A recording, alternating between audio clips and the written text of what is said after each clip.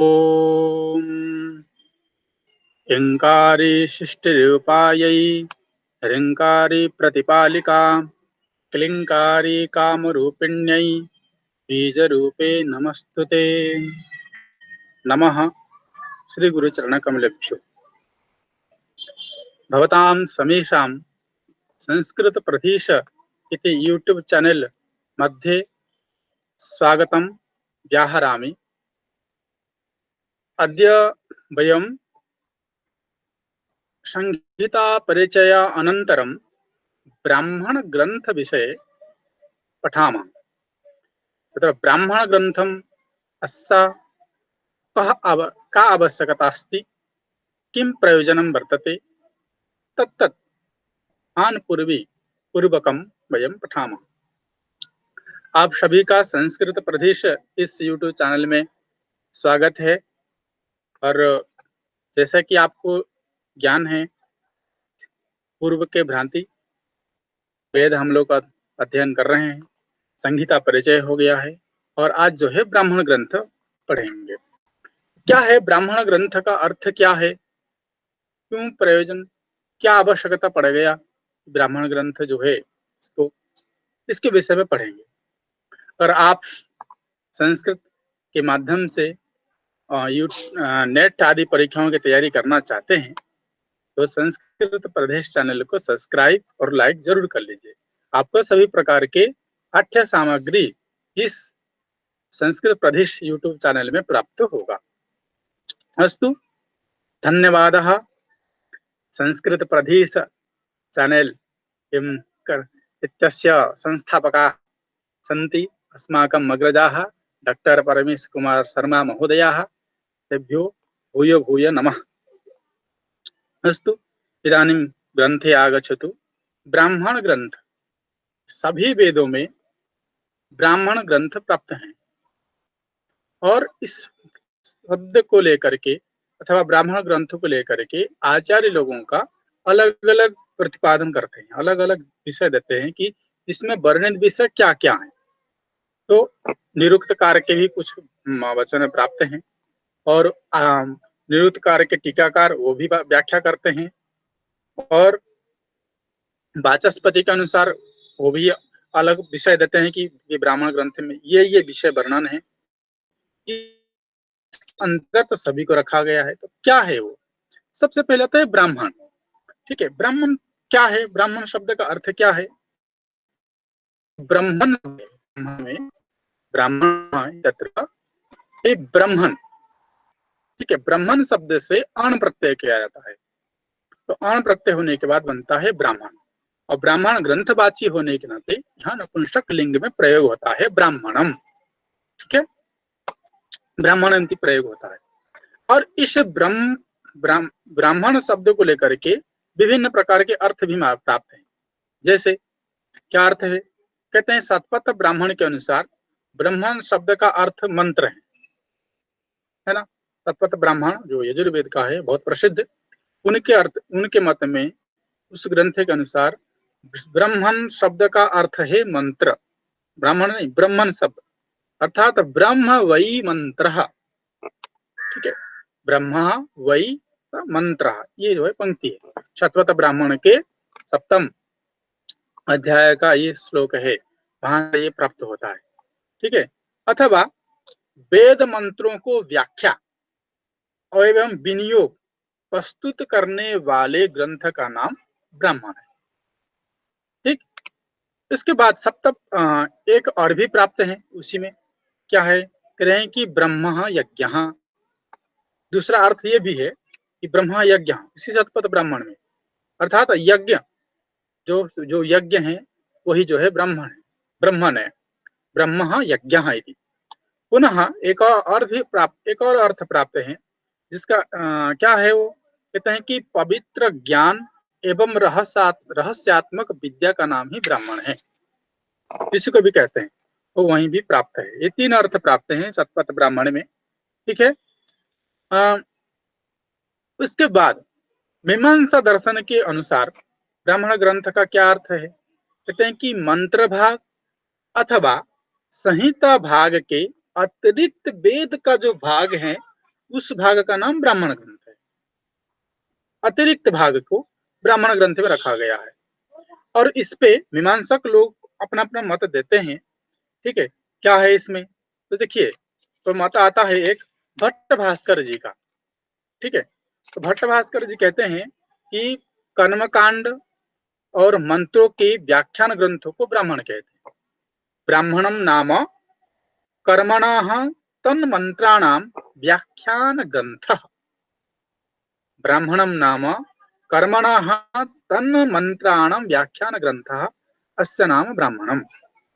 और एक प्रसिद्ध है वाचस्पति के अनुसार, आचार्य वाचस्पति, वो भी कहते हैं जो जिनमें निर्वचन और नियुक्ति अथा निर्वचन, प्रयोजन, अर्थवाद आदि आदि का वर्णन हो, उसको कहते हैं ब्राह्मण। एवं च मंत्रों का विधान यज्ञ में जिसको विनियोग के रूप में किया जाता है।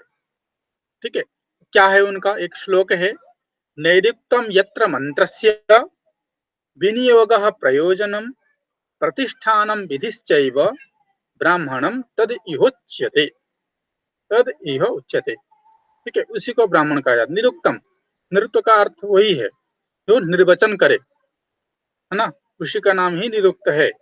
और मंत्रस्य विनियोगः प्रयोजनम, जो मंत्र का विनियोग बताएं।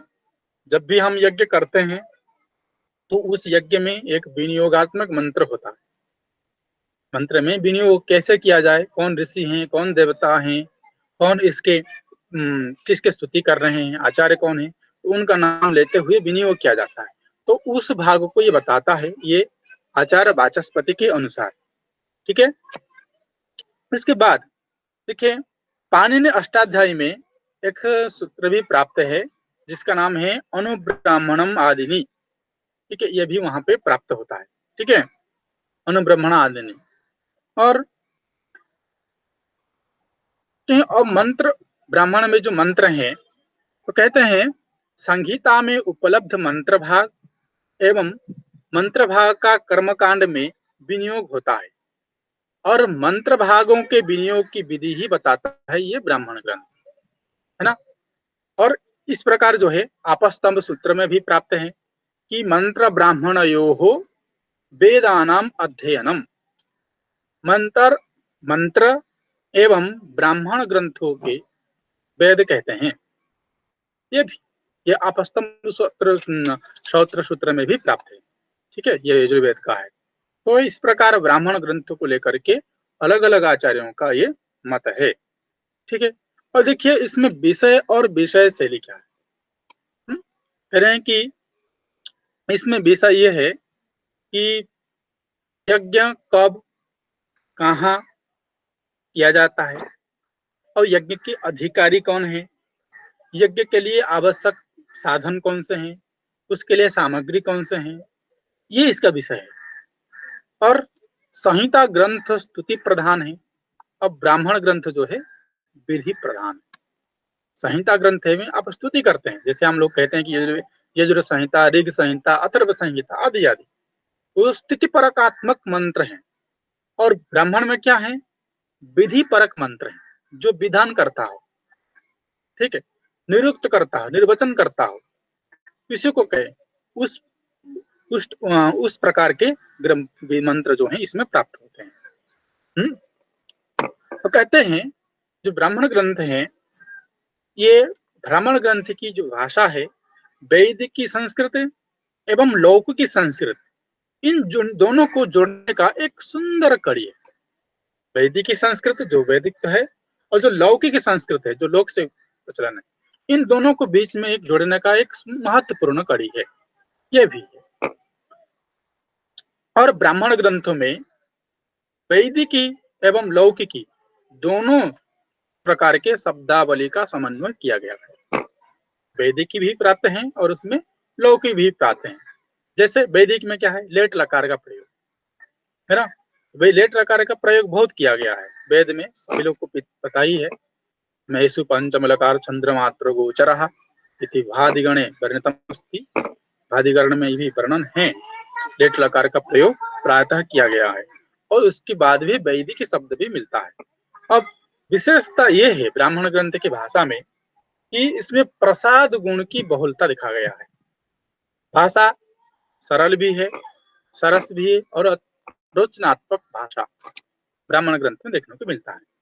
ठीक है, अब ब्राह्मण ग्रंथ के भाषा के बाद विषय के बाद आते हैं हम लोग को आचार्य।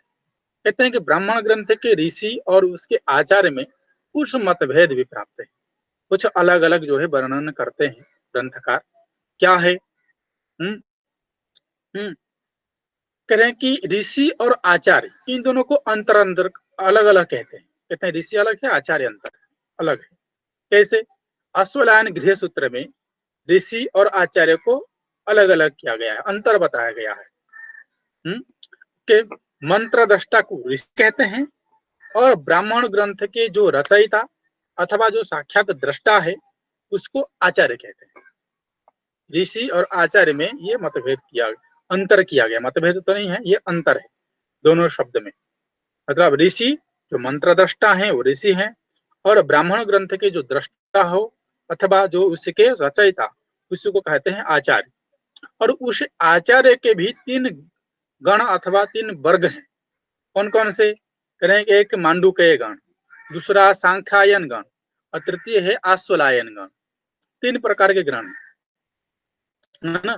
और ब्राह्मण ग्रंथ के जो रचयिता हैं तो प्राय उनका नाम इस प्रकार है, जैसे कौशितकी, भारद्वाज, याज्ञवल्क्य, सांख्यायन, ऐतरेय, भास्कर, गार्ग, आश्वलायन आदि आदि। ठीक है, तो ये है ब्राह्मण ग्रंथ के आचार्य जो जो अथवा जो रचयिता हैं उनका नाम। और ऋषि और आचार्य में अंतर किए हैं आश्वलायन गृह सूत्र में। उसके बाद देखिए मुख्यतः ब्राह्मण ग्रंथ का प्रतिपाद्य विषय क्या है। ये तो हो गया हम लोगों का ब्राह्मण ग्रंथ का भाषा और भाषा की शैली, इस प्रकार उसमें विषय विवेचन किया गया है। और कहें कि मुख्य प्रतिपाद्य विषय क्या है। कहते हैं ब्राह्मण ग्रंथ का जो मुख्य प्रतिपाद्य विषय है ये कहते हैं यज्ञ की प्रक्रिया अथवा यज्ञ का सर्वांगीण विवेचन इसी ब्राह्मण ग्रंथ में प्राप्त है। सर्वांगीण विवेचन किया गया के और यज्ञ मीमांसा के अनुसार इसमें दो प्रकार के वर्णन है। एक विधि वर्णन है, एक अर्थवाद वर्णन है ना, जिसको मीमांसक लोग स्वीकार करते हैं। विधि और अर्थवाद को विशेष विपुल रूप से वहां वर्णन करते हैं। ठीक है, तो यहाँ पे विधि का अभिप्राय यह है कि यज्ञ की प्रक्रिया और यज्ञ प्रक्रिया का एक विस्तार रूप से निरूपण करना, ये विधि है ना। और इसके बाद हम लोगों का प्रसिद्ध है मीमांसा दर्शन का भाष्य, है ना, जिसको हम लोग साबर भाष्य कहते हैं। ठीक है, साबर भाष्य में ये बहुत, इस जो साबर भाष्य का ये श्लोक है वहां जो वर्णन किया गया है उसको प्रायतः सभी लोग उसको विद्वान लोग स्वीकार करते हैं।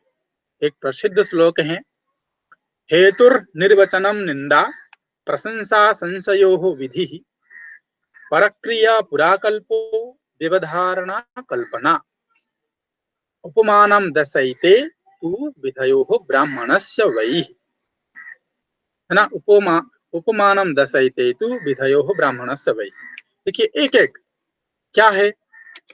सबसे पहले आता है हम लोगों का कह रहे हैं कि हेतु निर्वचन, निंदा, प्रशंसा, संशय, विधि, परक्रिया, पुराकल्प, व्यवधारण कल्पना एवं उपमान 10 हैं।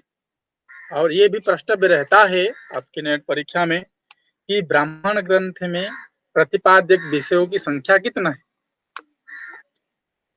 है ना। इसमें आचार्य का नाम नहीं दिया रहेगा कि सबर स्वामी ने कहा है कि कौन कहा है, किंतु ये जो श्लोक है मीमांसा सूत्र का ही है। मीमांसा सूत्र में मीमांसा सूत्र भाष्य है, भाष्य संख्या 2133। ठीक है, प्रमाण रूप में आप देख सकते हैं 2133 साबर भाष्य के उसमें उपलब्ध है। ये साबर भाष्य जहां जिसमें होगा वहां मिलेगा। तो वो ये श्लोक वहां का प्रमाण है मीमांसक लोगों का कि ये 10 जो है उसमें ब्राह्मण जो ग्रंथ है उसका प्रतिपाद्य ये विषय क्या क्या है। क्या है हेतु का अर्थ क्या है? कि हेतु हेतु का अर्थ होता है विचार, है ना। कैसे? कह रहे कि यज्ञ में कोई कार्य क्यों किया जाता है, यज्ञ में जो भी कार्य किया जाता है उसको कारण को बताना, ठीक है, वो होता है हेतु, है ना? यज्ञ का सर्वांगीण जो विधान किया जाता है ब्राह्मण ग्रंथ में ही प्राप्त है, उसी के द्वारा ही विधान किया जाता है। तो इसलिए उन्होंने कह दिया कि यज्ञ का कोई कार्य कैसे किया जाता है उसका कारण बताना ही हेतु है। और इसके बाद आता है हम लोग का निर्वचन। कह रहे हैं कि शब्दों की निरुक्ति बताना, है ना, शब्द की निरुक्ति बताना। तो निर्वचन निरुक्ति माने कह रहे हैं कि शब्दों में निहित क्रिया के आधार पर उसका अर्थ प्रकाशन करना, है ना। जैसे नद, नद अव्यक्त शब्द धातु है, पाणिनि जी का धातु, नद अव्यक्त शब्द। तो नद का अर्थ क्या है? शब्द करना, नदति, है ना, नदति नदता नदन, ठीक है। तो ये शब्द करना, इसको कहते हैं निर्वचन। हेतु द्वितीय है आपका निर्वचन। इसके बाद है निंदा। क्या है निंदा? कह रहे हैं कि यज्ञ में निषेध कर्मों की निंदा करना। यज्ञ क्योंकि यज्ञ से जो करते हैं हम लोग, तो यज्ञ में जो भी निषेध जो कर्म है उनका निंदा करना, है ना, इसको कहते हैं निंदा। जैसे क्या है? कह रहे हैं कि यज्ञ में असत्य भाषण करना वर्जित है, असत्य नहीं बोलना चाहिए। तो असत्य भाषण का निंदा करना, और भी बहुत सारे हैं। एक एग्जाम्पल निंदा करना मतलब असत्य नहीं बोलना है यज्ञ में, ठीक। उसके बाद चतुर्थ में आता है प्रशंसा। क्या है प्रशंसा? कह रहे हैं कि यज्ञ में विहित कार्यों की प्रशंसा करना। कह रहे हैं कि कैसे? कह रहे हैं कि यज्ञो वै श्रेष्ठतमं कर्म, कह रहे हैं कि यज्ञो वै श्रेष्ठतमं कर्म, यज्ञ जो है कर्म में अत्यंत श्रेष्ठ है, इसलिए इसको अवश्य करना चाहिए। तो ये है प्रशंसा, है ना, चतुर्थ में। उस पंचम में आता है संशय। कह कि जब भी यज्ञ से संबंधित कोई संशय हो कि किम कर्तव्यम किम अकर्तव्यम, ये यदि यदि प्रश्न ऐसे अगर प्रश्न उत्पन्न मन में आती है तो क्या करना चाहिए? ब्राह्मण ग्रंथ को देखना चाहिए, वो संशय को वहां से दूर कर देगा कि ये करना चाहिए, ये नहीं करना चाहिए, ये है। फिर इसके बाद आता है विधि, है ना। विधि, विधि का अभिप्राय क्या है? कह रहे हैं कि विधि का अर्थ है यह कर्म की प्रेरणा देने वाला वाक्य, कर्म की प्रेरणा देने वाला वाक्य को विधि कहते हैं। अथवा याज्ञीय क्रियाकलाप की पूरी विधि का विशेष निरूपण करना, क्रियाकलापों का विशद रूप से निरूपण करना, यह है विधि, है ना, इसी को विधि कहते हैं। इसके बाद आता है हम लोग का सप्तम में परक्रिया। परक्रिया क्या है? तो परक्रिया का है कि जैसे कि परक्रिया का हम लोग अन्य भी ग्रंथ में रामायण में भी प्राप्त है, अन्य जो काव्य शास्त्रीय ग्रंथ हैं उसमें परक्रिया पुराकल्प का भी भेद करते हैं, ठीक है। जैसे परक्रिया का है कि एक व्यक्ति के कथा को कहना, है ना, एक व्यक्ति के कथा को पूरा एक व्यक्ति को आधार करते हुए पूरा ग्रंथ कह देना, उसको कहते हैं परक्रिया, है ना। अथवा परक्रिया के विषय में भी मतभेद भी। और क्या अर्थ है? तो कह रहे हैं कि परार्थक क्रिया परक्रिया, परार्थक क्रिया परक्रिया व्युत्पत्ति हुआ। तो क्या अर्थ है? कह रहे हैं कि परहित अथवा परोपकार वाले कर्तव्यों का जिसमें वर्णन किया गया हो वो परक्रिया है। तो वही है ब्राह्मण ग्रंथ, परक्रिया का वर्णन है। आप यज्ञ अपने लिए भी करते हो, समाज के लिए भी करते हो, है ना। तो वो इसलिए हो गया कि परार्थक क्रिया, है ना। हाँ, कह रहे हैं कि इसका विधि, कह रहे हैं कि इष्ट का अर्थ, इसका अर्थ है याग, है ना, धर्मार्थ कार्य, धर्मार्थ कार्य के लिए जो कर्म कर किया जाता है। जैसे एक हॉल भी उदाहरण के लिए, पहले जमाने में क्या कूप और तड़ाग आदि निर्माण किया जाता था, तो एक व्यक्ति के लिए कूप तड़ाग नहीं होता था, सबके लिए होता था। तो सबके लिए, इसलिए परार्थक क्रिया भी कहा गया, ठीक है। तो वही वर्णन यहाँ किया गया है ब्राह्मण ग्रंथ में, परक क्रिया का वर्णन। एवं पुराकल्प, पुराकल्प क्या है? अष्टम में पुराकल्प है कि यज्ञ की विभिन्न विधियों का समर्थन, है ना, और प्राचीन आख्यान अथवा ऐतिहासिक घटना का वर्णन करना, ऐतिहासिक कथाओं का वर्णन करना अथवा प्राचीन कथाओं का वर्णन करना, ये जो है पुराकल्प, है ना। इसके पुराकल्प का काव्य शास्त्र में भी ऐसा भी अर्थ मिलता है कि जैसे महाभारत, महाभारत का कथा जो है पुराकल्प के अंतर्गत आता है, क्योंकि अनेक लोग, अनेक जो है व्यक्तियों का अथवा अनेक प्रकार के कथाओं का वर्णन है, ठीक है। तो इसको महाभारत को पुराकल्प के अंतर्गत रखते हैं। किंतु यहाँ पुराकल्प का विषय ये है, जैसे राजा के अभाव में जनता भयभीत रहती है, तो राजा के वर्ण की व्यवस्था की गई, है ना। तो ये जो है किसमें? इसी ब्राह्मण ग्रंथ में। एग्जाम्पल, हरिश्चंद्र उपाख्यान में एक प्रसिद्ध बात है, चरैवेति चरैवेति, ठीक है।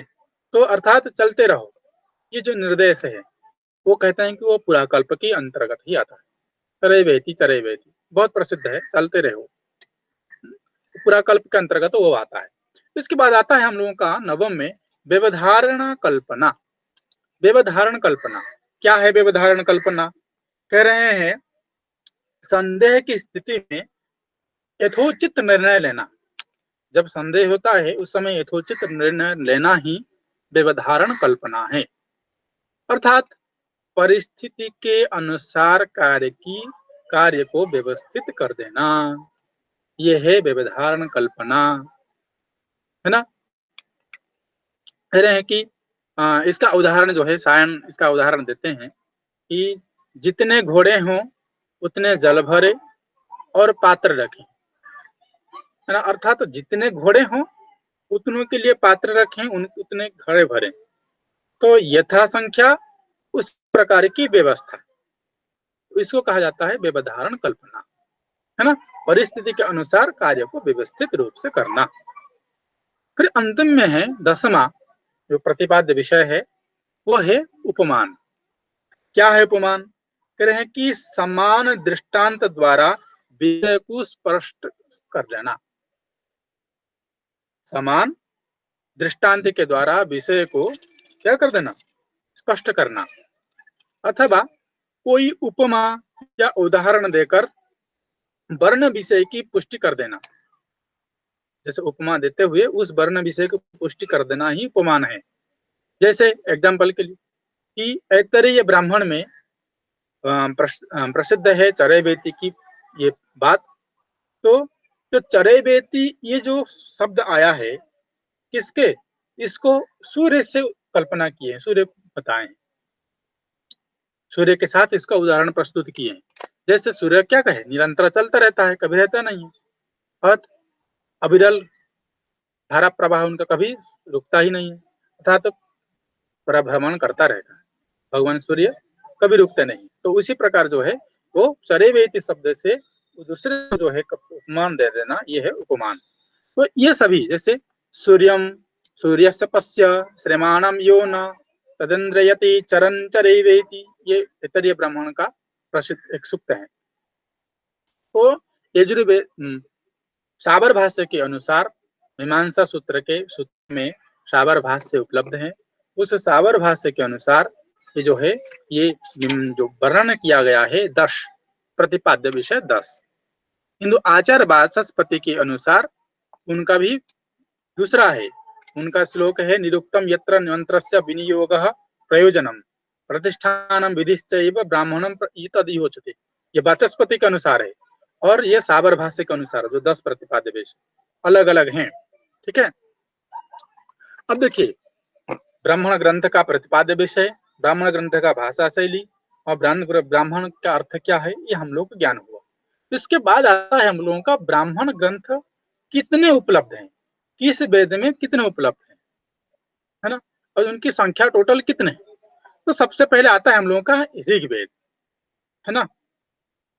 तो और किस शाखा का उपलब्ध है, ये भी जिज्ञासा होगी कि अगर है, अगर यजुर्वेद में है तो किस शाखा से है। ये भी जिज्ञासा होगी। तो देखिए हम लोग चर्चा करते हैं। सबसे पहले आता है हम लोगों का ऋग्वेद। तो ऋग्वेद में 2 ब्राह्मण ग्रंथ है। कौन कौन से? एक है ऐतरेय ब्राह्मण, द्वितीय है सांख्यायन ब्राह्मण, जिसका पर्यायवाचक नाम है कौशितकी ब्राह्मण। ऐतरेय शाखा से संबंध है और सांख्यायन ब्राह्मण सांख्यायन शाखा से संबंधित है। इनके उस शाखा के नाम से एक ब्राह्मण ग्रंथ का नाम भी पड़ गया है। ठीक है। उसके बाद है यजुर्वेद। ऋग्वेद के बाद यजुर्वेद, और यजुर्वेद में 2 शाखाएं हैं, एक कृष्ण यजुर्वेद, एक शुक्ल यजुर्वेद। तो शुक्ल यजुर्वेद में भी 2 शाखाएं हैं, माध्यन्दिन और कण्व। माध्यन्दिन और कण्व शुक्ल यजुर्वेद की शाखा, उन दोनों शाखाओं का एक ही ब्राह्मण ग्रंथ है जिसका नाम शतपथ ब्राह्मण। ठीक।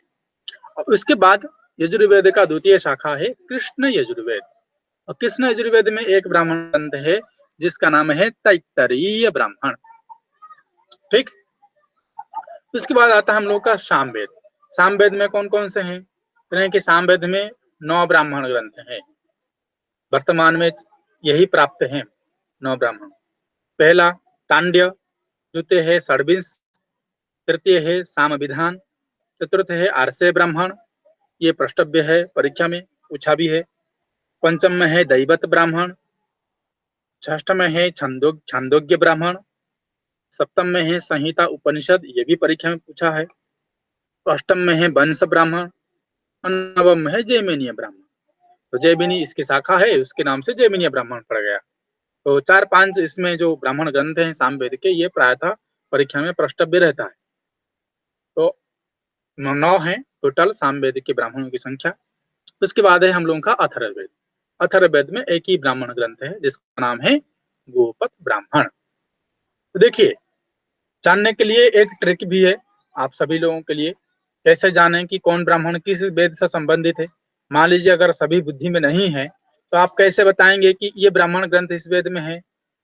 तो इसके लिए देखिए, ऋग्वेद में 2 ब्राह्मण ग्रंथ है, जो उनका शाखा है उनके नाम से ब्राह्मण ग्रंथ पड़ गया।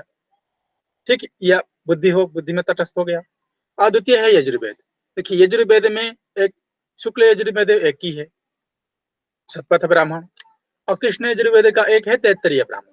क्योंकि कृष्ण यजुर्वेद का तैत्तरीय शाखा है, इसलिए उसके नाम से तैत्तरीय ब्राह्मण पड़ गया। यह भी आपको ज्ञान हो जाएगा।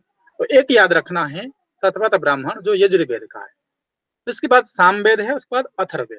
तो सामवेद को छोड़ दीजिए, अथर्ववेद को ग्रहण कर लीजिए। तो अथर्ववेद में एक ही ब्राह्मण है जिसका नाम गोपद ब्राह्मण। तो ये 2 आप 3-4 आपको याद हो गए। अब बाकी जो ब्राह्मण ग्रंथ रहेंगे वो सब सामवेद में आ जाएंगे। ये एक ट्रिक है, आप ऐसे भी याद कर सकते हैं। तो जैसे तांड्य ब्राह्मण, दैवत ब्राह्मण, आर्षे ब्राह्मण, ये पूछा है परीक्षा में। तांड्य ब्राह्मण बहुत बड़ा, फिर इसलिए इसको तांड्य ब्राह्मण का कुछ पर्यायवाचक भी नाम है। जब तांड्य ब्राह्मण पढ़ेंगे तो उसमें हम आपको बताएंगे कि तांड्य ब्राह्मण का पर्यायवाचक नाम क्या है। तांड्य ब्राह्मण को और कौन सा ब्राह्मण कहा जाता है, 2 उसके पर्यायवाचक नाम है ना।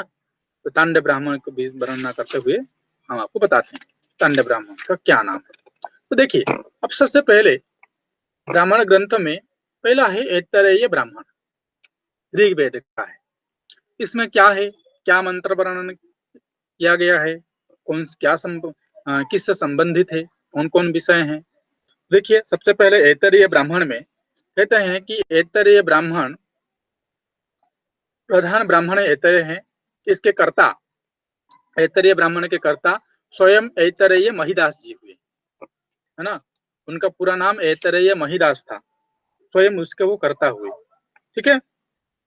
और इस ब्राह्मण ग्रंथ में आपके 40 अध्याय हैं, और 40 अध्याय में इसमें पंचिका संख्या 8 है और कंडिकाओं का संख्या 285। ठीक है। पंजिका 8 है और कंडिकाओं की संख्या 285। ठीक है। इसके बाद इस ब्राह्मण का विधान विशेष रूप से होत्र कर्म हेतु ऋचाओं का विनियोग के निरूपण के लिए किया जाता है। और इस ब्राह्मण में सोमयाग से संबंधित मंत्र भी मिलता है, अर्थात तो सोमयाग का वर्णन है इसी में, है ना। अब देखिए, अध्याय बाय अध्याय हम देखते हैं कि प्रथम अध्याय से लेकर के इसमें टोटल 40 अध्याय हैं। तो इसमें क्या क्या है विशेष रूप से, एक एक अध्याय तो नहीं है, कुछ विशेष विशेष जो मंत्र हैं जो परीक्षा में प्रश्नव्य रहता है उस पर हम लोग देखते हैं। तो सबसे पहले आपके ब्राह्मण ग्रंथ में ऐतरेय ब्राह्मण है, 40 अध्याय हैं इसमें। तो इसमें कहते हैं कि प्रथम से लेके 16, प्रथम 16 अध्याय इसमें क्या है, अग्निष्टोम, है ना, अग्निष्टोम याग का वर्णन किया गया है। हाँ, प्रथम से लेकर के 16 तक। और फिर 17 में 17-18 अध्याय में गवायमान सत्र का विचार किया गया है। ठीक है। और उसके बाद 19 से लेकर के 24 अध्याय तक द्वादश याग वर्णन किया गया है, 19 से लेकर के 24 तक। ठीक ना। और कुछ अलग टीकाकार हुए, उमाशंकर ऋषि जी, वो कहते हैं कि 11 से लेकर के 20 तक, है ना, कह रहे हैं कि उन्होंने पंचिका संख्या में व्याख्या किया है। जैसे इसमें 8 पंचिकाएं हैं, तो उन्होंने पंचिकाओं को लिया है। कहते हैं चतुर्थ, तृतीय और चतुर्थ पंचिका, जो जिसमें अध्याय संख्या 11 से लेकर के 20, इनमें क्या है, यानी कि अग्निहोत्र आदियों का वर्णन किया गया है। जैसे अग्निष्टोम की विकृति, उक्त, अतिरात्र, षोडश आदि, इनका जो है यह संबंधित मंत्रों का, उक्त आदि मंत्रों का वर्णन किया गया है। जो है ये पंचिका क्रम में व्याख्या किए हैं। और एक ग्रंथ टीकाकार और भी हुए संस्कृत साहित्य इतिहास के, उनके मत में उन्होंने अध्याय रूप में रखा है। तो हम लोग अध्याय रूप में आप देखते हैं। तो 19 से लेकर के 24 अध्याय के बीच में द्वादश याग का वर्णन किया गया है। उसके बाद 25 से लेकर के 32 अध्याय के बीच में कह रहे हैं कि अग्नि, है ना, 25 से लेके अग्निहोत्र का विवरण वर्णन किया गया है। और अंतिम 25 से लेके 32 हो गया। अब अंतिम में बच गए आपके 8 अध्याय।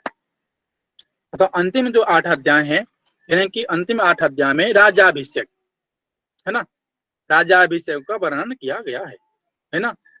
और कहते हैं कि इंद्र महाभिषेक अथवा चक्रवर्ती राजाओं का अभिषेक इसमें चित्रण किया गया है कि कैसे चक्रवर्ती जो राजा होगा उसको किस प्रकार से उसका यज्ञ संपन्न किया जाएगा, उसका कर्म कैसे विधान किया जाएगा, अभिषेक कैसे किया जाएगा, वो उसमें वर्णन किया गया है।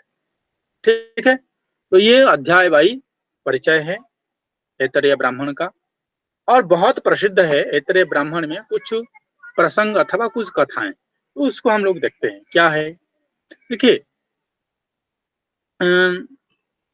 कि इसमें पंचिका के क्रम, ये तो हो गया अध्याय के क्रम। तो डॉक्टर उमाशंकर ऋषि जी एक पंचिका क्रम में रखते हैं। तो पंचिका के क्रम में देखते हैं, प्रथम से लेकर के द्वितीय पंचिका में ये अग्निष्टोम नामक सोमयाग का कर्तव्यों के विषय में वर्णन किए हैं पंचिका क्रम में।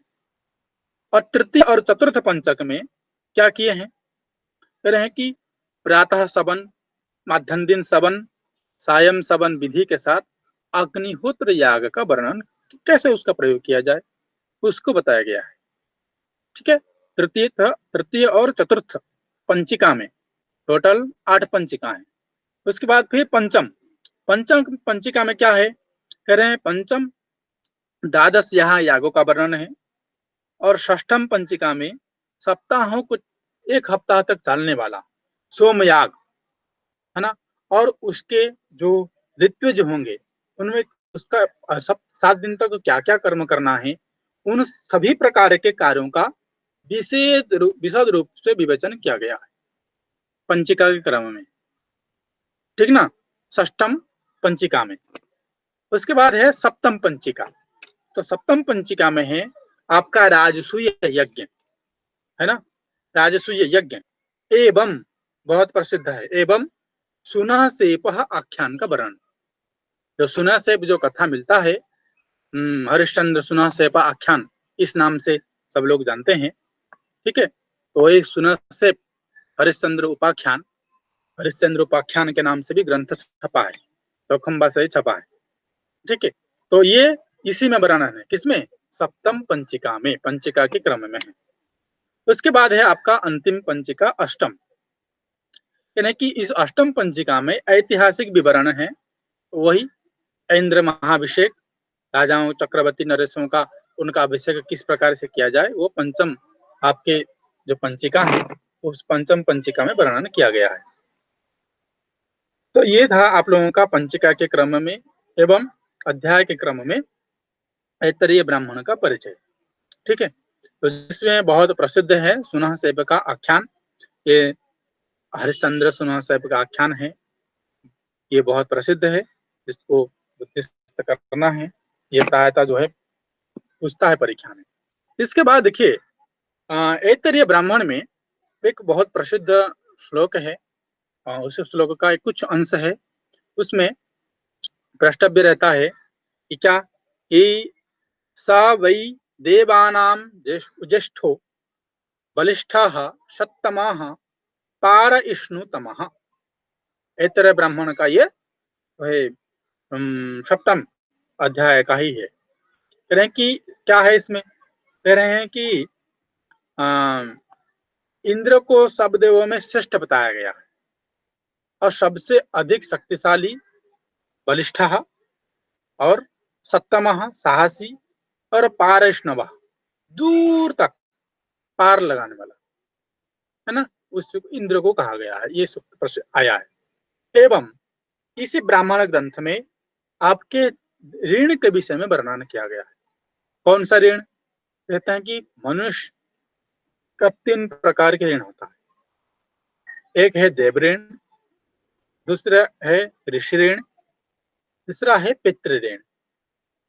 देव ऋण, ऋषि ऋण एवं पितृ ऋण सब जानते हैं इसको। तो इसका निराकरण क्या है, इसका इस ऋणों का जो है ऋण व्यक्ति होता है तो परिशोधन कैसे किया जाता है, कह रहे हैं कि इसका परिशोधन यज्ञ अथवा पुत्र उत्पत्ति, 2 हैं, एक है पुत्र उत्पत्ति और द्वितीय है यज्ञ। इसके द्वारा इन ऋणों को मुक्ति किया जा सकता है, इन ऋणों से आप मुक्ति हो सकते हैं। ठीक है, ये ऐतरेय ब्राह्मण का जो है विषय विषय है, ये सब विषय उसमें आया हुआ है।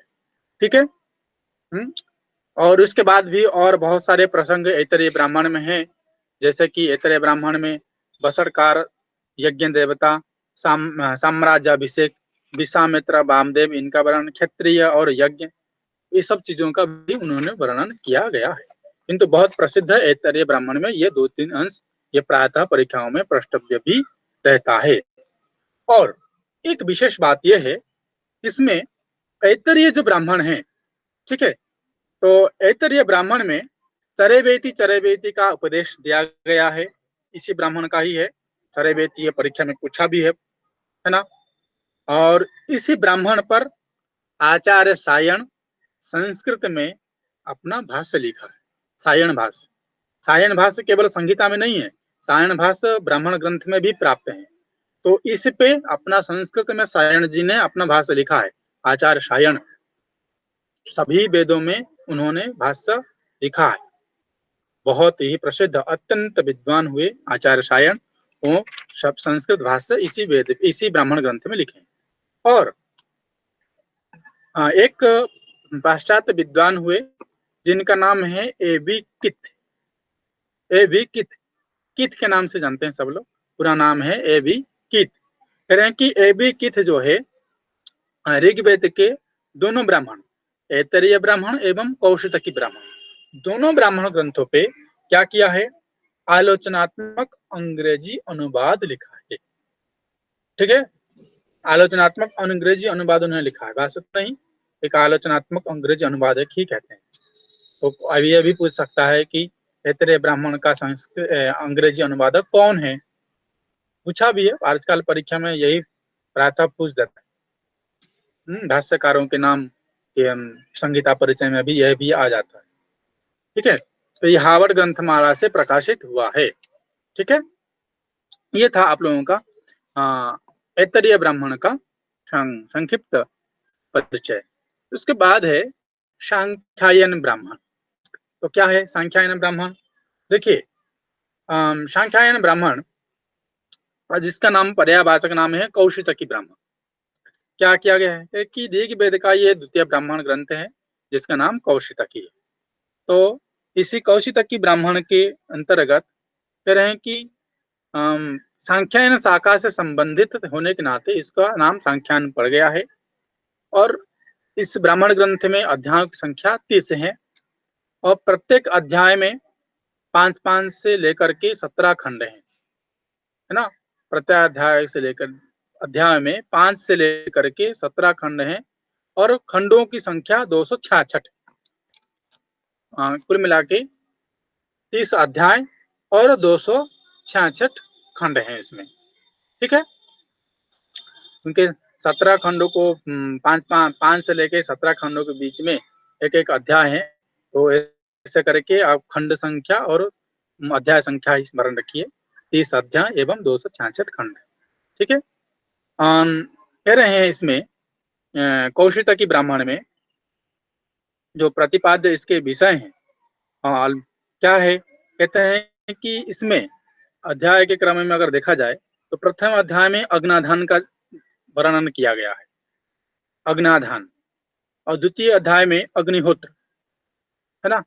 संक्षिप्त में प्रथम में अग्नाधान, द्वितीय में अग्निहोत्र, तृतीय में 10 एवं पूर्णमास का यह वर्णन किया गया है। चतुर्थ अध्याय में विशेष प्रकार की इष्टियां, कुछ इष्टियां मिलते हैं वेद में, सभी वेद में वही इष्टियों का वर्णन किया गया है चतुर्थ अध्याय में। पंचम अध्याय में चतुर्मास यज्ञ, चतुर्मास यज्ञ का वर्णन किया गया है। और इसके बाद है आप लोगों का पंचम, है ना। पंचम अध्याय में चतुर्मास यज्ञ हो गया।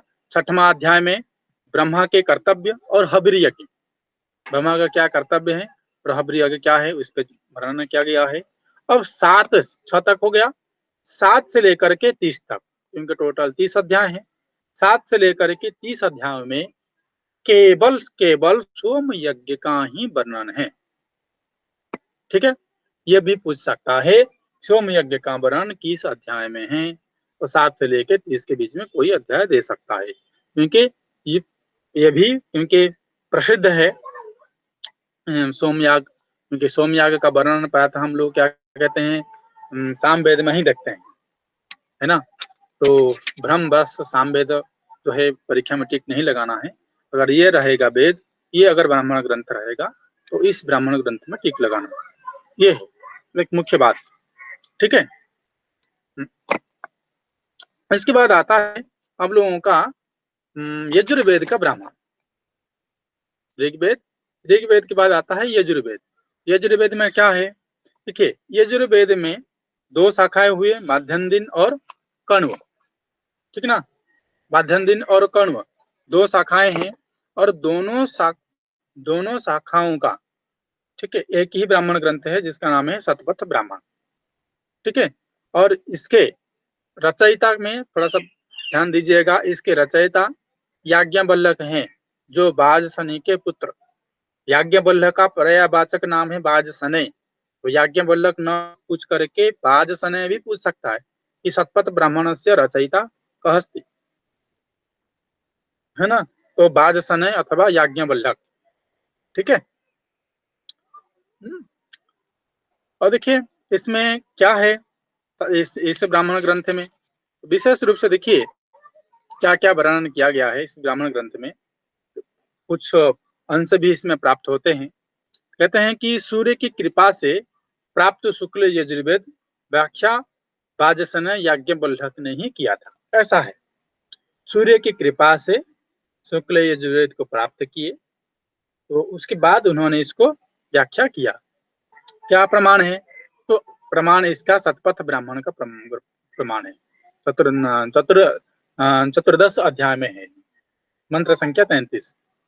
क्या है, आदित्य नामिनी शुक्लानि यजुंसी बाजसनयेन याज्ञवल्क्येन आख्यायन्ते, है ना।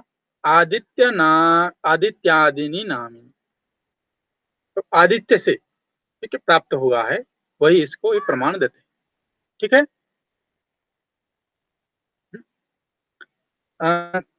क्या भागवत के अनुसार याज्ञवल्क्य का पिता का नाम देवरात भी था।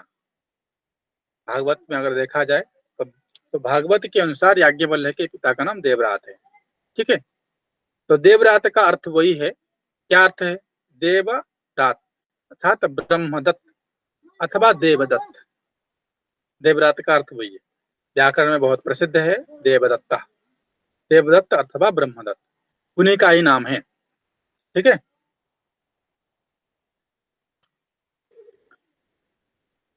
इसके बाद आता है स्कंद पुराण के अनुसार याज्ञवल्क्य की माता का नाम सुनंदा था, क्योंकि कभी कभी आजकल परीक्षा में यह भी पूछता है वैदिक संहिता परिचय में कि याज्ञवल्क्य के पिता का नाम क्या था, फिर माता का नाम भी क्या था, है ना। क्योंकि ग्रंथ जैसे कवि परिचय पूछते हैं उसी प्रकार यह भी कभी कभी प्रश्न भी रहता है कि माता का नाम उनका सुनंदा था। ठीक है। अब यजुर्वेद का गृह सूत्र जिसका नाम है पारस्कर गृह सूत्र की रचना स्वयं पारस्कर जी ने किया है। और स्कंद पुराण में कात्यायन और पारस्कर को एक मान करके याज्ञवल्क्य का पुत्र बताया गया।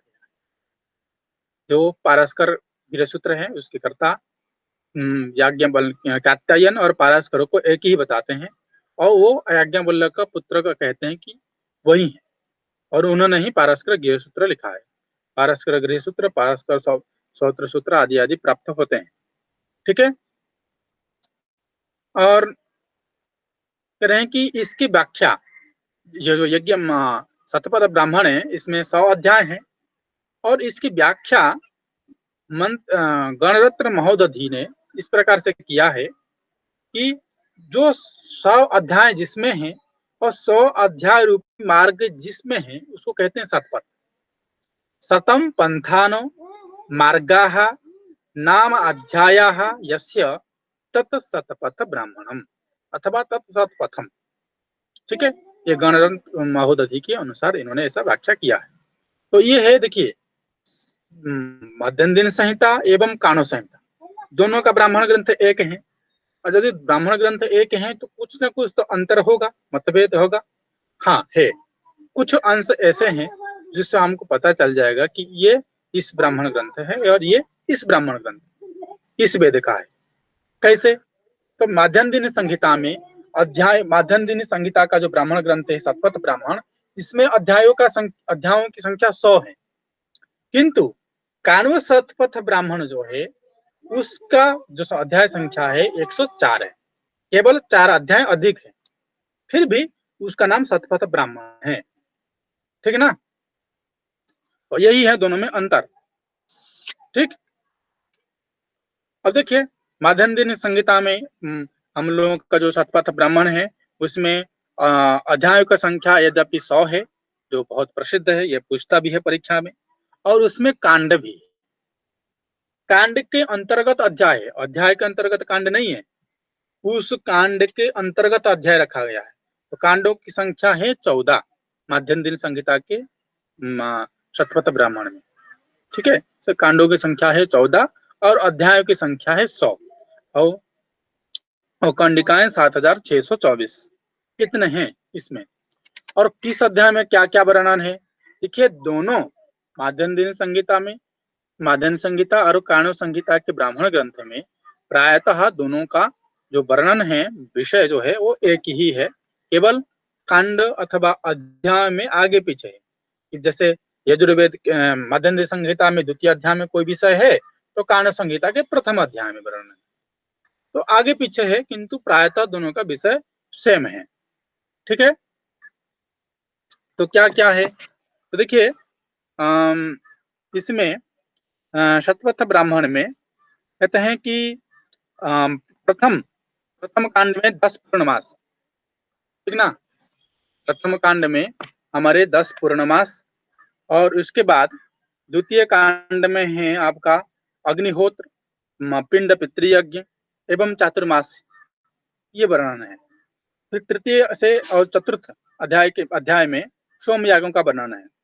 पंचम कांड में आपका वर्णन है राजसूय, क्योंकि मैं कांड के अनुसार बता रहा हूँ। आचार्य उमाशंकर ऋषि, उनके मत में उन्होंने इसको संकलन किया है, बहुत सुंदर संकलन है उनका, उनके अनुसार ये बता रहा हूँ आपको कि कांडों के अनुसार कौन से विषय में किसमें क्या रखा गया है। तो पंचम कांड में राजसूय और षष्ठम से लेकर के 10वें कांड के बीच में अग्निचयन मंत्र है। फिर इसके बाद 11वें कांड में 10 पूर्णमास, पंच महायज्ञ आदि का वर्णन है। फिर इसके बाद आपका द्वादश कांड में द्वादश सत्र और संवत्सर सत्र, सौत्रायणी, अंत्येष्टि आदि मंत्रों का वर्णन है। और इसके बाद त्रयोदश कांड में अश्वमेध, पितृमेध एवं सर्वमेध, ये तीनों यज्ञ का वर्णन है। और चतुर्थ कांड में आपका वर्णन है पवर्ग्य मंत्र, पवर्ग्य मंत्रों को वहां रखा गया है। ठीक है। और जो राष्ट्र में रह गए हैं, ठीक है, ब्राह्मण ग्रंथ के अंतिम जो 6 कांड है ना, टोटल कांड है हमारा 14। ठीक है। कह रहे हैं कि अंतिम, कह रहे हैं कि कांड के उसी 14वें कांड के अंतिम जो 6 अध्याय हैं, है ना, अंतिम 6 अध्यायों को कहते हैं बृहदारण्यक उपनिषद। ठीक है। अंतिम कांड 6 अध्यायों को कहते हैं कि बृहद आरण्यक उपनिषद। ठीक है। अथवा यह हो गया आपका शतपथ ब्राह्मण जो है मध्यम दिन शाखा का, जो 14 कांड है। 14वां कांड के अंतिम 6 अध्याय, टोटल अध्याय संख्या 100 है, मतलब 94 से लेकर बाद 100 के जो अध्याय हैं 6, उनका नाम बृहदारण्यक उपनिषद। यह है मध्यम दिन शाखा के अनुसार। काण्व शाखा के अनुसार क्या है, तो काण्व शाखा के अनुसार, काण्व शाखा का जो ब्राह्मण ग्रंथ है जिसमें 17 कांड हैं, तो उसका 17वां कांड का नाम बृहदारण्यक उपनिषद अथवा ब्रह्म विद्या, जिसमें ब्रह्म विद्या का उपासना किया गया हो, वर्णन किया गया हो, उसे का नाम बृहदारण्यक उपनिषद है। और ये है 17वां कांड का है कण्व संहिता के ब्राह्मण ग्रंथ का, शतपथ ब्राह्मण कण्व संहिता। ठीक है। तो यही है इसी बृहदारण्यक उपनिषद को लेकर के मतभेद, इसमें भ्रमित नहीं होना है। अगर पूछेगा तो प्रायतः वो अंतिम अध्याय का नाम पूछता है परीक्षा में कि शुक्ल शतपथ ब्राह्मण के अंतिम जो अध्याय हैं 6 अध्याय, उनका नाम क्या है, तो बृहदारण्यक उपनिषद, जिसमें ब्रह्म विद्या का प्रतिपादन किया गया। ठीक है। ये है आपका ब्राह्मण ग्रंथ यजुर्वेद का सामान्य परिचय। उसके बाद देखिए कुछ ऐसे मंत्र हैं, कुछ ऐसे आख्यान हैं उस ब्राह्मण ग्रंथ में भी पाए जाते हैं। तो विशेष करके आख्यान पूर्वा उर्वशी, है ना, पूर्वा उर्वशी केवल ऋग्वेद में नहीं, इसमें भी प्राप्त है। ठीक है। उसके बाद है आपका मनु एवं श्रद्धा, इन दोनों का आख्यान। उसके बाद है कद्रु और सुपर्णी का वर्णन, च्यवना एवं सुकन्या का वर्णन, आख्यान, उन दोनों का प्रसंग। और है वित्र इंद्र युद्ध अथवा इंद्र शत्रु वर्धस्व, है ना, इंद्र शत्रु वर्धस्व जो मंत्र है ये इसी में ही प्राप्त होता है। ठीक है, शतपथ ब्राह्मण में। ठीक है। तो शुक्ल यजुर्वेद का शतपथ ब्राह्मण हो गया, कृष्ण यजुर्वेद का भी शतपथ ब्राह्मण रह गया है। तो इस कृष्ण यजुर्वेद का शतपथ का ब्राह्मण कृष्ण यजुर्वेद का जो ब्राह्मण ग्रंथ है उसका नाम है तैत्तरीय ब्राह्मण। शुक्ल यजुर्वेद के बाद कृष्ण यजुर्वेद 2 शाखाएं हैं, तो उसका नाम है तैत्तरीय ब्राह्मण, क्योंकि कृष्ण यजुर्वेद का एक शाखा का नाम भी तैत्तरीय है, और तैत्तरीय ऋषि हुए, उन्हीं के नाम से तैत्तरीय शाखा पड़ा, और उन्हीं उसी शाखा से संबंधित है तैत्तरीय ब्राह्मण। ठीक है। क्या है, तो कह रहे हैं कि कृष्ण यजुर्वेद का एक ही ब्राह्मण ग्रंथ है जिसका नाम है तैत्तरीय ब्राह्मण। ठीक है। कह रहे हैं कि इसमें वेद के सभी संहिताओं में ब्राह्मणों का भाग मिश्रित रूप से वर्णन है। क्या है, कहते कि संहिता में मंत्रों के विनियोग और निरूपक ब्राह्मण वाक्यों के समाविष्ट होने से तैत्तरीय ब्राह्मण परिशिष्ट मात्र है। कह रहे हैं कि ये परिशिष्ट मात्र है ना, और यह ब्राह्मण शतपथ ब्राह्मण के समान स्वरों से अंकित किया गया है ना। ये है इस तैत्तरीय ब्राह्मण का। देखिए तैत्तरीय ब्राह्मण में कुछ विशेष बातें हैं जो निर्दिष्ट करना है। तो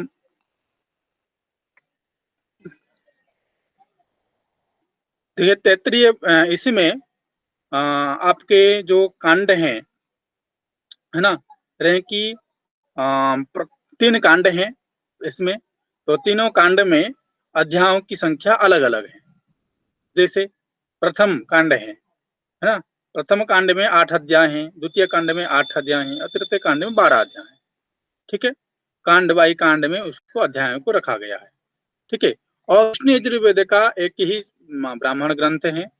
और इसमें जो हम लोग आता है काठक, जो कृष्ण यजुर्वेद का काठक जो संहिता है, कहते हैं कि काठक संहिता का कुछ अंश इसमें भी प्राप्त होता है। ठीक है, और तैत्तरीय ब्राह्मण के रचयिता वैशंपायन के शिष्य आचार्य तितिर, क्योंकि उन्हीं के नाम से ये तैत्तरीय ब्राह्मण नाम पड़ गया है। ठीक है,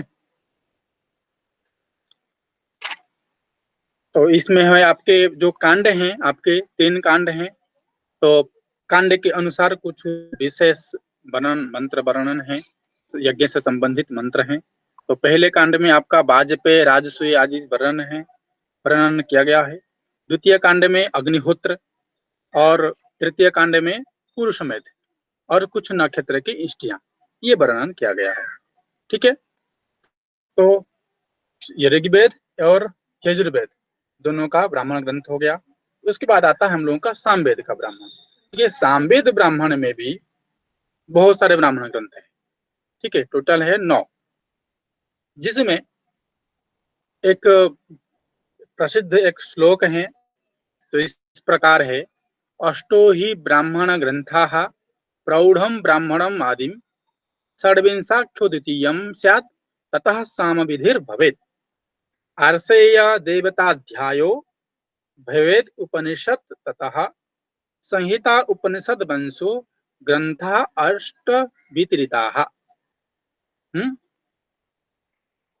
तो इसी में सबसे पहले आता है आपका तांड्य ब्राह्मण, है ना। कह रहे हैं कि सामवेद में ब्राह्मणों की संख्या 8 है, जिसका नाम इस प्रकार, अष्टो ही ब्राह्मण ग्रंथा, यद्यपि 9 है, 9 हम लोग मानते हैं, मतभेद एक है, 2 और भी स्वीकार करते हैं, बताएंगे। क्योंकि अष्टो ही ब्राह्मण ग्रंथा ऐसे करे कि ये प्राप्त होता है, क्योंकि किसी कहीं का एक श्लोक है जो है आचार्य सायन भाष्य में ये प्राप्त होता है।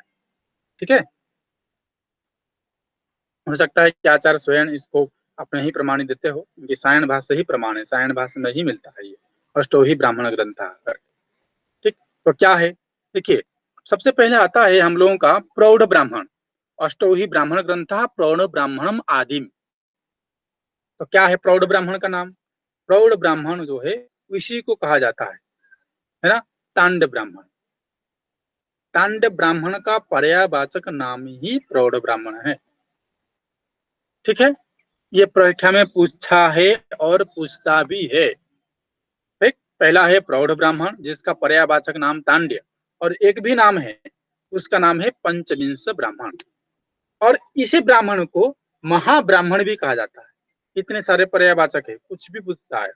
महाब्राह्मणम कस्य ब्राह्मण ग्रंथ से नाम, ये भी पूछा है परीक्षा में कि महाब्राह्मण किस ब्राह्मण ग्रंथ को कहा जाता है, तांड्य ब्राह्मण को। तांड्य ब्राह्मण का पर्यायवाचक नाम कौन सा है, पंचविंश महाब्राह्मण और प्रौढ़ ब्राह्मण। ठीक है, ये सब इसके प्रौढ़ ब्राह्मण है।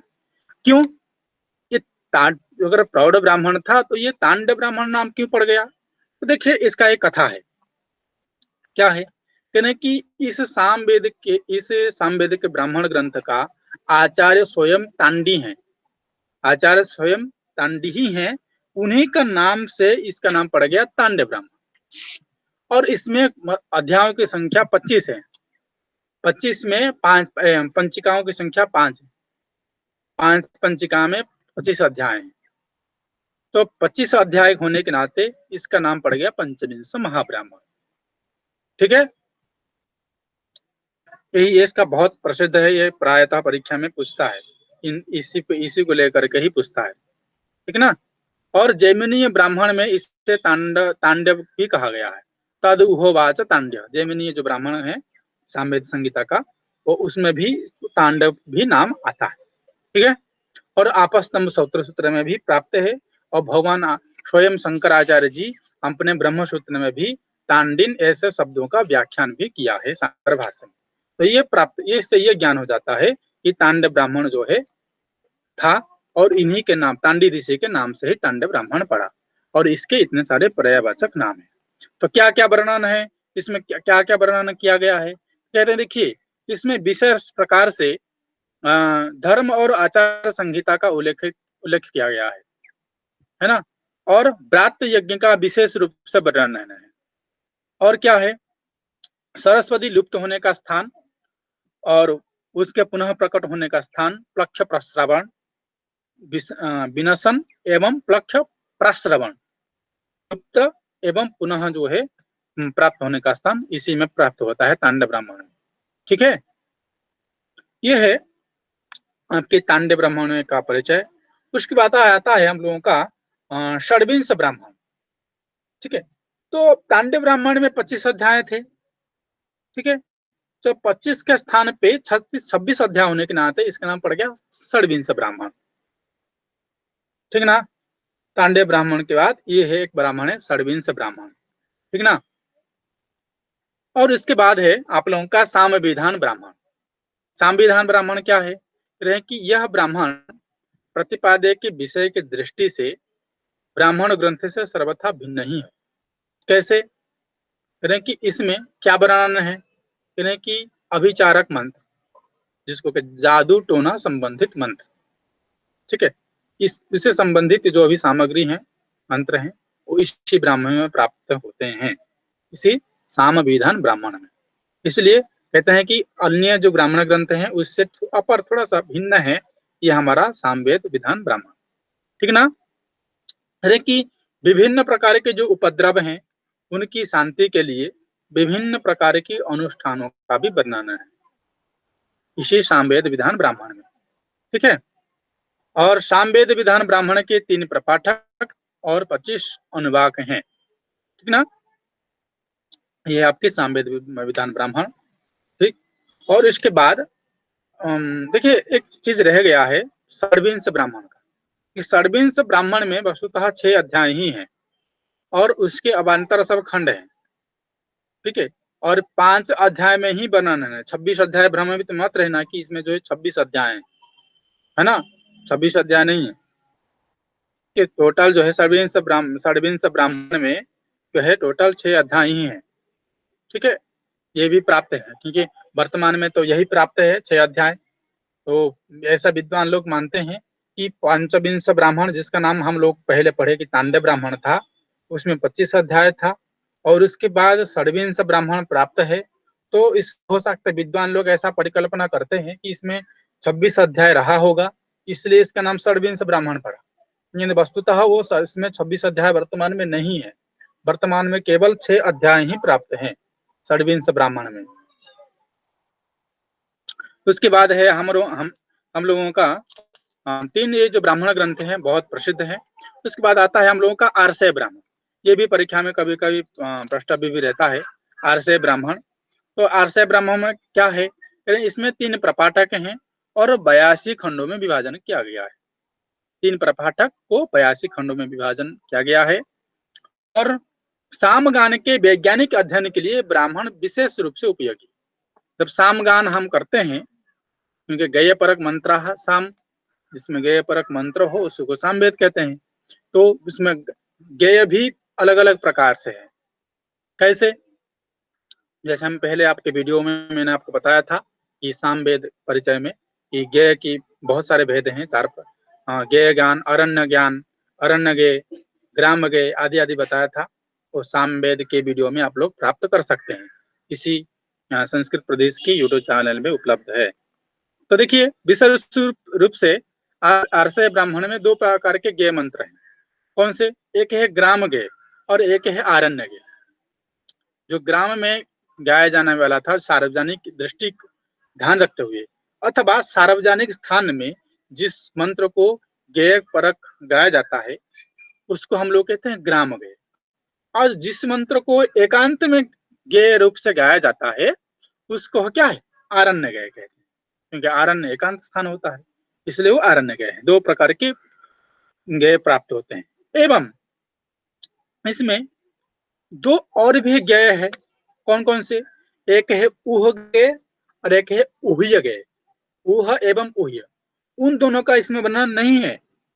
ठीक है, केवल ग्राम गए और अरण्य गए का ही वर्णन किया गया है। इसके अतिरिक्त भी दो गए हैं, ठीक ना। और सामगानों के नामकरण पर 5 आधारों में हुआ है। इस सामगानों की 5 कोटियां भी बताया गया है। ठीक है, तो जैसे कि ऋषियों के नाम पर जिन्होंने साक्षात्कार किया है, एक दूसरा है ऋचा के प्रारंभिक पदों को आधार करते हुए उसको गाया जाता है, गान के अंतिम भाग के आधार पर गाया जाता है, एवं प्रयोजन के आधार पर, जैसे कि राक्षसों के नाश के लिए, और फिर अंतिम में पंचम में भिन्न अन्य आधार पर, जैसे कि बिंक एवं सामगाना आदि आदि। इस प्रकार से भी मतलब इसको गाया जाता है। ये आरसे ब्राह्मण में गेय परक मंत्र है, और किस प्रकार से गान जो है मंत्र को गाया जाए इसका वर्णन इसी में किया गया है। ठीक है, आरसे ब्राह्मण में। अब देखिए, इसके बाद आता है हम लोगों का सामवेद के देवता अध्याय ब्राह्मण। देवता अध्याय में क्या है, कहते हैं कि देवता अध्याय में 4 खंड है ना, और कुछ ऐसे संस्करण भी प्राप्त हैं, संस्करण ग्रंथ। उस संस्करण ग्रंथ में 3 कांड में भी हैं, एक और भी नहीं है, इनके मतभेद हैं, और लुप्त भी हो सकता है कि लुप्त होने के कारण उसको प्रमाणित नहीं माना गया हो, है ना। तो कुल मिलाकर के इस ब्राह्मण ग्रंथ में जो है 4 खंड हैं, तो 4 खंडों में ही वर्णन किया गया है ना। सबसे प्रथम खंड में अग्नि, इंद्र, प्रजापति, इनसे संबंधित देवताओं का वर्णन किया गया है। द्वितीय खंड में आपका छंदों के देवता और उनके वर्ण और इन सब में वर्णन किया गया है। तृतीय खंड में आपका विभिन्न प्रकार के छंदों का नाम और निरुक्त आदि ये भी वर्णन किया गया है। फिर चतुर्थ में आपका आता है गायत्री। गायत्री के विभिन्न अंगों का वो देवता रूप में वर्णन किया गया है। ठीक है, इसमें और भाषा की दृष्टि से देखिए, ये जो ब्राह्मण ग्रंथ है जिसका नाम देवता अध्याय ब्राह्मण, भाषा की दृष्टि से ये जो ब्राह्मण ग्रंथ हैं कह रहे हैं कि बहुत महत्व है। इसमें निर्वचन बहुत प्रामाणिक रूप से वर्णन किया गया है। ठीक है, मंत्रों का किस प्रकार से निर्वचन करना है ये वर्णन किया गया है। ठीक है, उसके बाद हम लोगों का आता है सामवेद के ब्राह्मण क्रम में संहिता, उपनिषद ब्राह्मण और छंदोग्य ब्राह्मण। देखिए, एक है हम लोगों का छंदोग्य ब्राह्मण।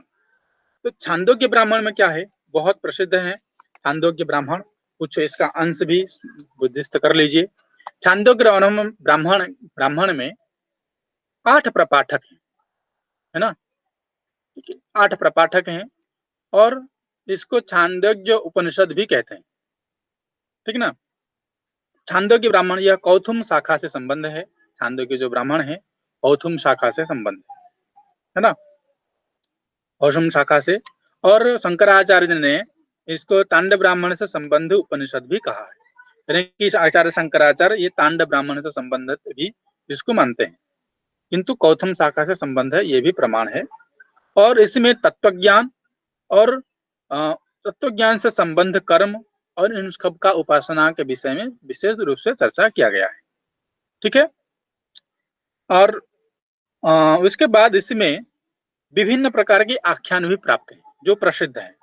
कौन कौन से हैं, देखिए बहुत इंपॉर्टेंट है, ये ब्राह्मण ग्रंथ में भी है और छांदोग्य उपनिषद में भी है। केवल वर्णन का तरीका अलग अलग है, उपनिषद में संक्षिप्त में है, ब्राह्मण में विस्तार रूप से चर्चा किया गया है। एग्जाम्पल आख्यान का बहुत परीक्षा में पूछता भी है। पहला, दौलभ एवं प्रवाहन का संवाद, दौलभ और प्रवाहन का संवाद है। द्वितीय है सत्यकाम का आख्यान। तृतीय है अश्वपति का आख्यान। चतुर्थ है राजा जनश्रुति और रेक्व का उपाख्यान। और पंचम में है उपस्थि का आख्यान।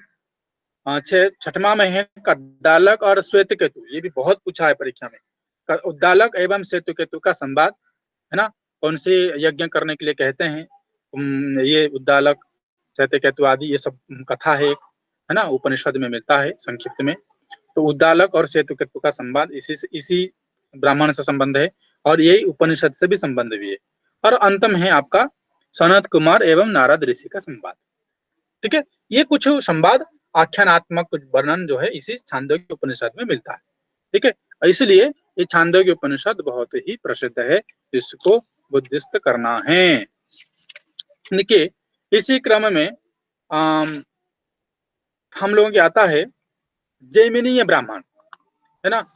जैमिनीय ब्राह्मण, जैमिनीय ब्राह्मण में क्या है कि देखिए जैमिनीय ब्राह्मण में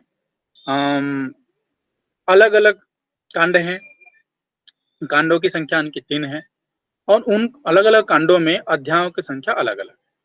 ठीक है, तो 3 का विशेष रूप से इनको 3 कांडों में विभक्त किया गया है। ठीक है, और प्रथम में 364 खंड हैं, द्वितीय में 442 और तृतीय में 386, इतने सारे इसमें खंड हैं। ठीक है, अब विशेष रूप से क्या वर्णन है इसमें, कहते हैं कि मंगलाचरण श्लोकों में सामवेद के जैमिनीय शाखा से संबंधित 3 ब्राह्मण हैं। पहला जैमिनीय ब्राह्मण, जैमिनीय आर्षेय ब्राह्मण और जैमिनीय उपनिषद ब्राह्मण। इन वर्तमान हम लोग जैमिनीय ब्राह्मण पढ़ते हैं, बाकी जो है जैमिनीय नाम से तो नहीं है, आर्षेय नाम से है और उपनिषद के नाम से है। कहते हैं कि वो जैमिनीय शाखा से संबंध है। ठीक है, तो कह रहे हैं कि मंगलाचरण श्लोक में महर्षि जैमिनी की स्तुति की गई है और व्यास का शिष्य तबल्लाकार को गुरु बताया गया है ना। तबल्लाकार का गुरु जो है व्यास का शिष्य जो है तबल्लाकार को गुरु ये बताया गया है इसी ब्राह्मण ग्रंथ है। ठीक है ना। इसके बाद आप लोग जैमिनीय ब्राह्मण में कुछ विशेष आख्यान अथवा विशेष बातें भी हैं। क्या क्या है, कह रहे हैं कि अनुष्टुप छंद को गायत्री छंद की माता कहा गया है ना। अनुष्टुप छंद को गायत्री छंद की माता इसी में कहा गया है। पूर्वस्व इन महाव्याहर्तियों को सारे पापों को प्रायश्चित भी कहा गया है। अर्थात ये भूर्भुवस्व, ये जो है जितने सारे पाप हैं, इन सभी पापों को ये भूर्भुवस्व इस उच्चारण करने से दूर होता है, ये भी वर्णन है। ठीक है, और गायत्री का महत्व इसी ब्राह्मण ग्रंथ में प्राप्त होता है। ठीक है, इसी प्रकार ये हम लोगों का जैमिनीय ब्राह्मण है। सामवेदिक ब्राह्मण ये विशेष रूप से ये इतने सारे हैं। और अंतिम में आता है, और जैमिनीय ब्राह्मण में गायत्री का महत्व और ओंकार विशेष रूप से अगर पूछेगा परीक्षा में कि ज्ञान जैमिनीय ब्राह्मण में क्या विषय वर्णन है, अथवा गायत्री का वर्णन किस ब्राह्मण ग्रंथ में। यद्यपि उपनिषद में भी प्राप्त होता है ना। ओंकार का वर्णन मांडुक्य उपनिषद में भी मिलता है।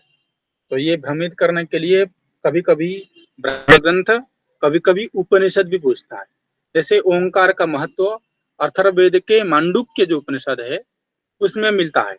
भूत भविष्य की कर्ता धर्ता ओंकार को ही कहा गया है ना। तो वो उसी में भी प्राप्त है, और इसके भी बहुत प्रसिद्ध है ओम। इसमें हम लोगों का मांडुक्य उपनिषद का ओंकार का महत्व है। और इसके बाद इस जैमिनीय ब्राह्मण ग्रंथ में भी ये गायत्री का महत्व और ओंकार का महत्व भी वर्णन है। ठीक है, और उसके बाद अंतिम में आता है हम लोगों का गोपथ ब्राह्मण जो अथर्ववेद से संबंधित। ठीक है, तो गोपथ ब्राह्मण इसमें 2 भाग हैं, पूर्व भाग और उत्तर भाग। पूर्व भाग में 5 प्रपाठक, उत्तर भाग में 6 प्रपाठक। ये परीक्षा में पूछता है गोपथ ब्राह्मण में कितने प्रपाठक हैं। टोटल 11 प्रपाठक, पूर्व में 5, उत्तर में 6, और कंडिकाओं का संख्या है 258। पूर्व में 135 कंडिका और उत्तर भाग में 123 कंडिका, टोटल हो गया है 258 कंडिका। ठीक है, तो ये इस गोपद ब्राह्मण का है। यही परीक्षा में प्रायतः ज्यादातर यही पूछता है। और गोपद ब्राह्मण का महत्व का दृष्टि में बहुत सारे हैं। देखिए, गोपद ब्राह्मण में ब्रह्मा यज्ञ के विघ्नों को नष्ट करता है, यह भी प्रमाण मिलता है। ब्रह्मा यज्ञ स विरिष्टम समयाति, ये भी प्रमाण मिलता है गोपद ब्राह्मण का। और यज्ञ से संबंधित वर्णन है। और इसमें कहा गया है गोपथ ब्राह्मण के समय को लेकर के भी कुछ विद्वानों का मत है। जैसे यास्क का समय 800 ईसा पूर्व है, लगभग वही समय माना जाता है।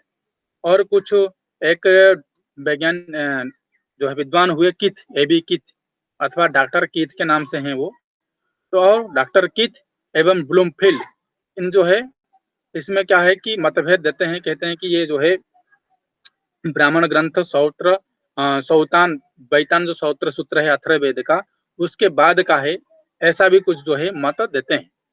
ब्राह्मण ग्रंथ तो सौत्र सूत्र जब किया गया है उसके बाद किया गया है, ऐसा भी कुछ विद्वानों का मत है। तो कुछ विद्वानों का मत भी है कि ये ब्राह्मण ग्रंथ जो है मतलब लौकिक लोक से मतलब लौकिक है, किसी व्यक्ति विशेष के द्वारा ही रचना किया गया है, ऐसा कुछ विद्वानों का मत है, किंतु वो सम्यक प्रतीति नहीं होता है। ठीक है। तो इसके बाद गोपथ ब्राह्मण का कथन है कि शांतचित्त होकर के 1000 ओम प्रतिदिन जप करने से सारी मनोकामनाएं पूर्ति होती है। ये गोपथ ब्राह्मण का अंश है। ये गोपथ ब्राह्मण का कथन है कि शांतचित्त होकर के अगर ओंकार मंत्र जप करते हैं तो सारी मनोकामनाएं पूर्ण होती है। प्रमाण क्या है? तो प्रमाण 1-1-22 मंत्र है। ठीक है। प्रथम प्रपाठक में आप जाएंगे उसमें 22वां मंत्र मिलेगा। उस 22वें मंत्र में ये है, क्या है मंत्र? एतत् एकाक्षरम ओंकारम सहस्रकृत्व आवर्तयेत संध्यन्ति अस्याः सर्वकर्माणि च। यह है इस ब्राह्मण का ग्रंथ का मंत्र। ठीक। तो ओंकार की उपासना इसी वेद में है। जैसे इसी वेद के अंतर्गत मांडूक्य भी आता है, इसलिए मांडूक्य उपनिषद में भी ओंकार का बनाना है। तो हम लोगों का आज ब्राह्मण ग्रंथ समाप्त हुआ। यहाँ पे ये ऋग्वेद, यजुर्वेद, सामवेद और अथर्ववेद के जो जो ब्राह्मण ग्रंथ थे उसका हम लोगों ने विशद रूप से विवेचन किए, चर्चा किए।